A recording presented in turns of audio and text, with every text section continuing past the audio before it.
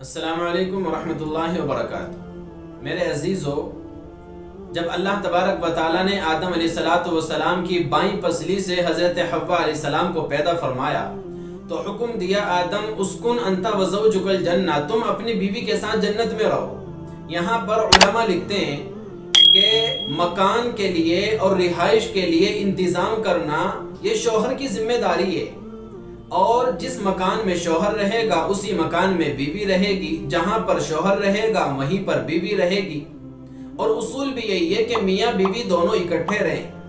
یہ اور بات ہے کہ بعض اوقات مال کی محبت ہمیں کئی سال کے لیے بیوی بچوں سے جدا کر دیتی ہے۔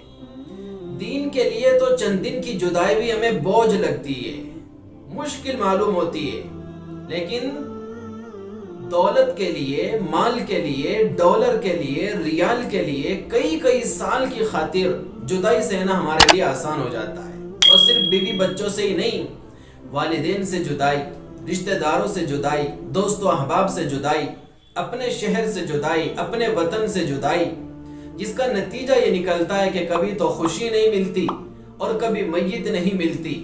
وطن سے دور چند سکوں نے کیا کیا مجھ سے چھینا ہے، کبھی زہرا نہیں ملتا، کبھی میت نہیں ملتی۔